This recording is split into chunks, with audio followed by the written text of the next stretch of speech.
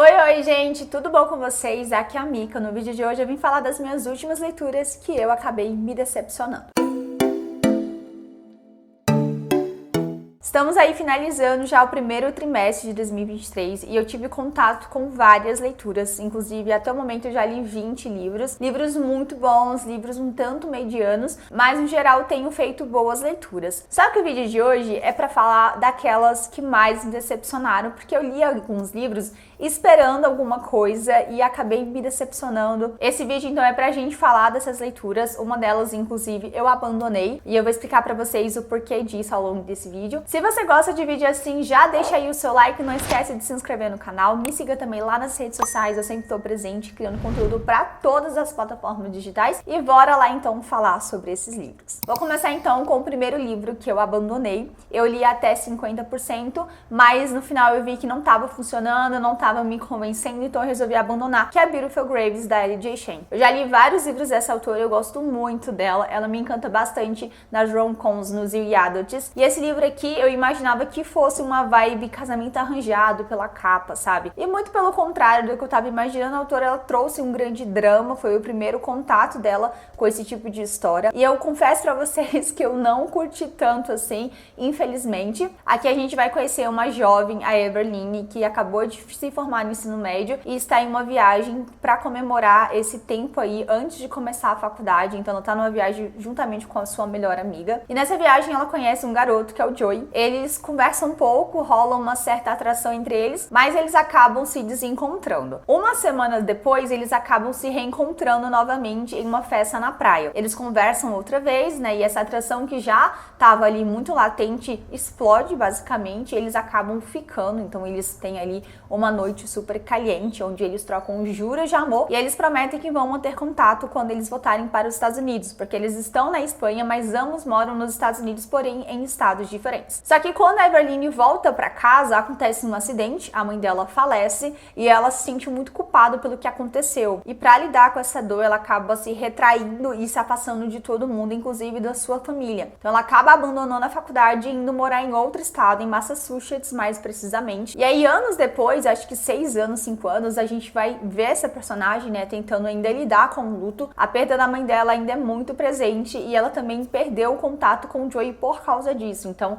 ela constantemente lembra dele e ela vai levando uma vida pacata, uma vida meio simples, digamos assim, até que ela conhece o Dominic, que é um médico. Apesar de ser um completo desconhecido, o Dominic, ele chama bastante a atenção da Ever e ele começa a vencê-la pelo cansaço, começa a se fazer presente na vida dela, até que ela resolve então deixar o passado e começar a investir nessa relação. E aí eles ficam durante uns meses namorando, até que chega o fatídico dia onde ela vai ser apresentada para a família dele. Quando ela chega na casa dos pais dele para passar o feriado, ela acaba então descobrindo que ele na verdade é irmão do Joey, o cara que ela conheceu lá na Espanha. E esse reencontro acaba causando um grande desconforto, porque eles fingem que não se conhecem, mas a gente percebe que existe muitas palavras não ditas, né? Eles terminaram de uma forma um tanto conturbada, digamos assim, porque eles perderam contato, ela parou de responder as suas mensagens, então ele ficou sem entender o que tinha acontecido com ela, e ela se sente mexida com essa nova situação. E é basicamente, então, essa história que a gente vai ver aqui. Primeiramente, antes de tudo, a autora ela não me convenceu na argumentação. A argumentação é aquilo que vai te convencer da história.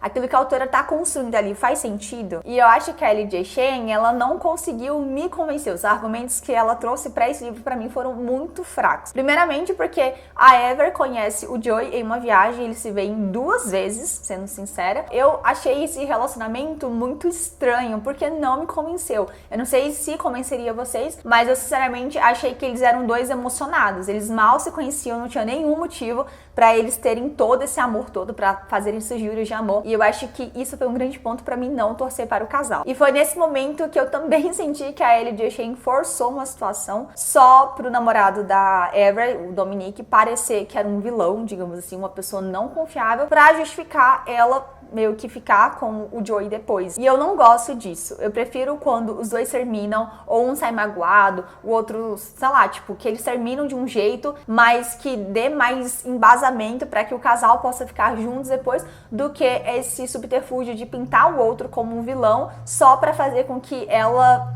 esteja livre pra ficar com a outra opção, entendeu? Então eu sinceramente não gostei muito da argumentação da autora, e também é muito difícil, gente, torcer pra um casal onde você não sente a conexão com ele, sabe? Eu realmente não entendia o porquê que eles eram tão apaixonados, sendo que eles mal se conheciam. Pra mim não tinha embasamento nenhum, e foi por causa disso que quando eu fui ver, né, o desenrolar das coisas, eu percebi que não era um livro que estava me agradando, então eu preferi abandonar. Eu li 55%, mas no final não me convenceu e eu não gostei. E esse é um livro polêmico, nem todo mundo vai amar ele também, tá? Todas as resenhas, elas meio que são meio a meio. Algumas pessoas amaram, outras pessoas não curtiram também. Eu acho, sinceramente, que a Ellie, ela arriscou bastante fazendo esse livro assim, mas pra mim ela tem livros melhores. E esse, infelizmente, não me agradou nem um pouco. O próximo livro aqui foi um pouco decepcionante, mas não de todo ruim, foi Herdeiro Diabólico. Ele foi lançado aqui pela The Gift Box, e assim que lançou, eu já peguei pra ler, porque é um livro de bully romance, acontece no colegial, e eu gosto muito de livros assim. Mas sendo bem sincera, gente, eu achei esse livro muito mais do mesmo. Nossa, super mais do mesmo, nada surpreendente, é como se você estivesse lendo várias coisas parecidas que você já leu em outros livros de bully romance. E como já li vários, coisas pra mim ficam um tanto batidas, sabe? Eu quero ver algo diferente, eu quero ver um outro tipo de forma como a autora vai abordar alguma situação,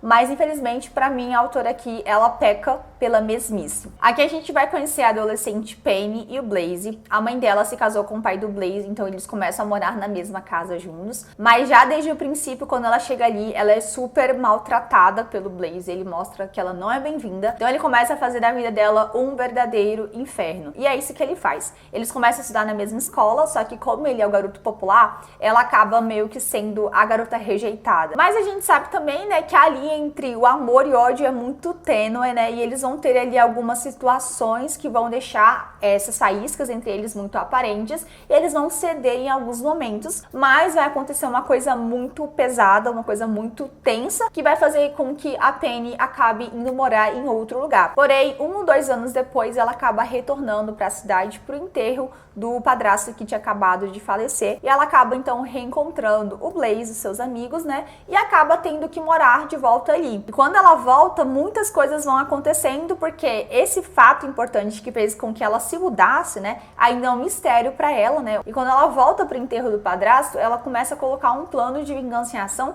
pra tentar descobrir o que de fato aconteceu e quem é essa pessoa que fez tão mal pra ela. E assim, gente, a sinopse, ela é muito interessante, mas eu acho que cai no clichê de bully romance. Muita coisa é parecida, assim, sério. Se você já leu uns 5 livros, você vai sentir que esse aqui é um livro repetitivo. E algumas coisas realmente são bastante pesadas pro gênero, mas eu acho que o que pesa aqui mais pra mim, como lado negativo, é o fato de eu sentir que eu já li isso em algum lugar, sabe? Não me surpreendeu. Não é uma trama que foi muito bem desenvolvida, que foi muito bem aprofundada. E também a própria omissão da personagem principal de não ser tão reativa, porque ela passa por muitas coisas, gente, e ela, tipo assim, ela é meio que uma ameba, ela ainda não reage do jeito que a gente queria. E eu senti falta disso um pouco. Então, quando a gente vai vendo as coisas acontecendo, você meio que cansa de ver o mesmo, entendeu? Por isso que, apesar de eu ter gostado, não foi um livro que eu realmente amei, que eu falo, nossa, gente, leia porque é muito bom. Eu achei que ele poderia ter entregado mais, sendo bem sincera, mas foi meu primeiro contato com a autora. Eu tô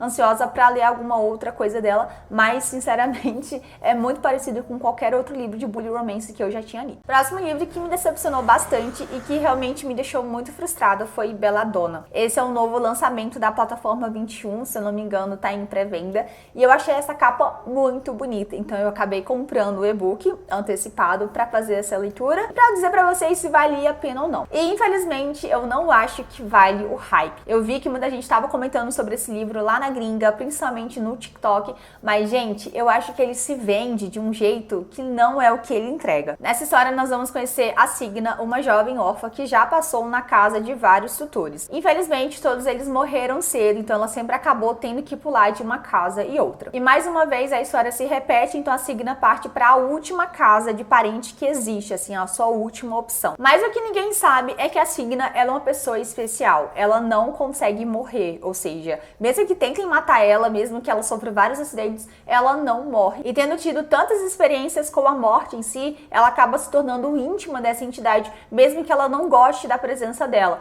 Isso porque tudo que a Signa sempre quis é ter um lar, uma família, onde ela pudesse ser acolhida, já que ela nasceu órfã e todos os seus tutores acabaram morrendo, ela acabou se tornando uma garota muito solitária. Chegando então lá nessa casa nova, onde ela vai morar, né, pela última vez, se tudo der certo, até ela completar 20 anos e enfim conseguir colocar as mãos na sua herança de família, ela acaba conhecendo a família Hawthorne. Infelizmente, essa família foi marcada pela dor, isso porque a mãe dos seus primos acabou falecendo de uma forma um tanto misteriosa, e por tudo que tem acontecido, a sua filha também está indo pelo mesmo caminho. E assim que a Signa chega lá, ela começa a perceber alguns sinais que talvez a morte da matriarca não tenha sido uma morte de doença, mas que tenha sido provocada. E se ela não agir rápido e não descobrir o que de fato está acontecendo, provavelmente a sua prima também vai ter o mesmo destino. Uma das coisas que mais me incomodou foi a futilidade da nossa protagonista. Ela tem 19 anos, mas ela parece uma garota de 14, sabe, em alguns momentos. Ela lembra muito a Evangeline de Era Uma Vez um Coração Partido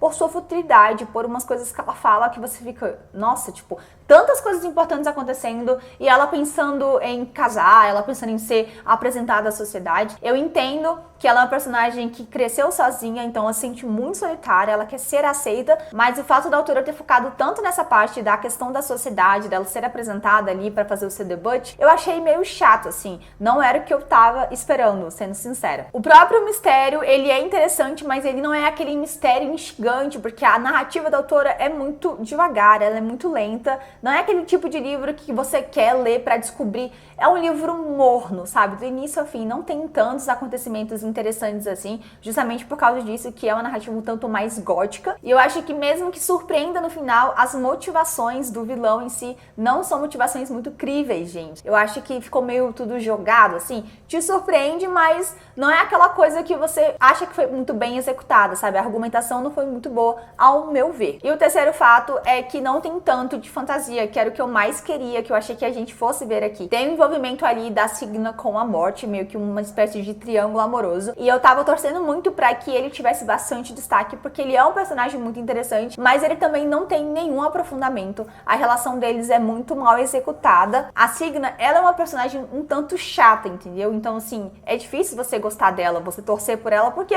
ela não te cativa. E eu acho que isso também passou um pouco pro casal, assim, porque eu tava torcendo pra eles, mas eu imaginei que eles iriam surgir e acontecer de uma forma diferente do que eu tava esperando. E quando aconteceu também, não teve muito aprofundamento, foi uma coisa muito rápida, muito superficial. Então, assim, eu não achei esse livro muito bom, eu não acho que ele vale o hype. Ele tem uma capa muito bonita, mas eu digo com muita propriedade que eu acho que muita gente vai se decepcionar quando ler essa história. E o último livro que me decepcionou foi a minha última leitura, que foi Honra Distorcida, da Evilane Oliveira. A gente leu esse livro na minha LC, no meu clube do livro. Eu tenho um clube do livro, pra quem não sabe, eu vou deixar linkado aqui as informações sobre ele. Mas basicamente todo mês a gente lê um livro que esteja disponível no Kindle Unlimited e que seja de preferência de romance. A gente então acabou votando e esse foi o livro escolhido. E eu estava com muita expectativa, gente, de ler, porque eu tinha visto uma resenha anterior de uma amiga e ela tinha gostado bastante. Ela falou que enfim tinha encontrado um livro de máfia bom, que não fosse uma coisa soft, fosse uma coisa mais pesada, mesmo que eu acho que não tenha sido tão pesado assim, e que era um livro de máfia de verdade, que lembrava os livros de máfia que ela já tinha lido. Eu, como vocês já imaginam, já li muitos livros mesmo de máfia. E uma das minhas autoras favoritas é a Cora Rayle. Então, quando eu vou ler livro de máfia nacional, eu sempre acho tudo muito parecido.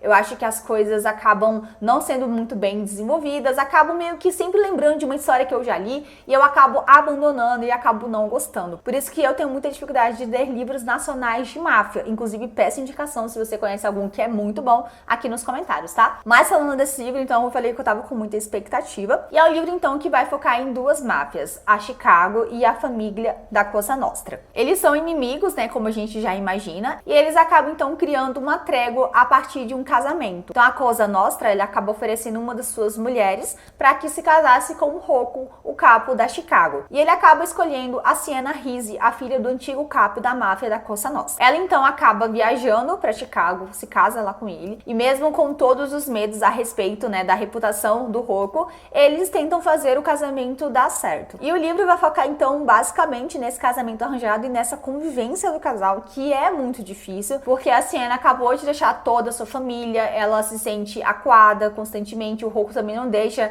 ela fazer amizades, não deixa ela sair da casa. Então a gente vai ver meio que o dia a dia desse casal, enquanto a parte da trama, né, da máfia vai se desenrolando. E assim, gente, de cara, já digo pra vocês, parece muito os livros da Cora Rayley. Nossa, assim, para mim, não diria que é uma cópia, mas, nossa, lembra muito, muito mesmo. Principalmente o Luca com o livro do Remo. Pra mim, é uma mistura dos dois. Eu acho que isso foi um ponto que me incomodou bastante, porque eu gosto muito da Cora, já falei pra vocês, então todos os livros que eu leio de máfia nacional geralmente me remetem bastante, e eu fico sempre com aquele pé atrás, porque realmente fica muito parecido, sabe? E aqui não foi diferente. Até os nomes lembram bastante, as motivações dos personagens também são muito parecidas. Eu não sei se a autora se inspirou, se ela já conhecia os livros da Cora, mas pra quem já leu todos os livros dessa autora de máfia, é óbvio que vai sentir que qualquer outro possa ser parecido. Outra coisa é que o livro, ele é muito superficial. Ele tem poucas páginas, 290 se não me engano. Mas é um livro muito superficial, ele não tem aprofundamento nenhum. As relações mesmo dos protagonistas não é aprofundada, nem existe na minha opinião. Então assim, não senti muita conexão com os personagens, não vi muito o desenvolvimento deles como um casal romântico, porque pra mim a relação deles era só baseada em desejo, em dever, né, de marido e mulher, de fazer ali sexo e tal. Porque fora isso, eles sempre estavam brigando ou eles não estavam juntos. Então, eu não vi em nenhum momento uma cena assim, onde mostra a Sienna com o Roku tendo alguma outra coisa, alguma outra conexão sem ser de sexo ou sem ser de briga. Então, eu não entendi realmente o desenvolvimento do casal, porque eu acho que não teve. A narrativa da autora, de fato, ela não é ruim, é uma narrativa bem legal, só que eu sinto falta de mais aprofundamento, de mais desenvolvimento. Se ela tivesse gastado mais 50 páginas escrevendo algumas coisas, eu acho que faria super bem. Eu sei que foi o primeiro livro de máfia que ela escreveu, eu não sei se ela já tinha escrito outros livros fora do contexto de máfia antes, mas eu sinto que faltou realmente alguma coisa a mais pra ele chamar a atenção, pra ele ser aquele livro que iria arrebatar. E aí eu me senti um pouco decepcionada justamente porque eu achei que ele fosse ser o livro de máfia nacional, que eu já falei aqui que eu tenho dificuldade de encontrar. Eu já li alguns muito bons, tem vídeo aqui falando sobre eles, mas não foi dessa vez, gente. Eu, sinceramente, achei bom, só que não é uma leitura que realmente me marcou, que eu vou falar, nossa, leiam, que é muito bom. Sinceramente, eu acho que poderia ter sido bem melhor. Então é isso, gente. Esses são os livros que me decepcionaram já no começo desse ano. Se tiverem mais ao longo do tempo, eu vou fazer um vídeo parte 2 aqui com as decepções, né, trazendo um apanhado geral. Espero que vocês tenham entendido os pontos que não me fizeram gostar dessa história, mas eu sempre deixo muito claro nos meus vídeos que a opinião das pessoas é muito particular, vale de momento, vale de como a pessoa tá recebendo a história, das expectativas dela, e esses livros, eles não são ruins, tá, gente? Eles não são ruins, eu não dei nota 2 pra nenhum deles, muito pelo contrário, só que eles me decepcionaram de alguma forma. Então eu espero que vocês tenham entendido o teor desse vídeo. Se você já leu algum deles e quer deixar sua opinião a respeito das histórias aqui, eu vou gostar muito de saber o que vocês acharam dessas leituras, e aproveitem uma dica, gente, de romance de máfia nacional que seja bom, que você fala, Mica, é maravilhoso, assim, sabe? Pode ser pesado, pode ter gatilhos, eu não me importo, eu só quero encontrar a leitura ideal. É isso, gente, a gente então se encontra no próximo vídeo. Um grande beijo, tchau!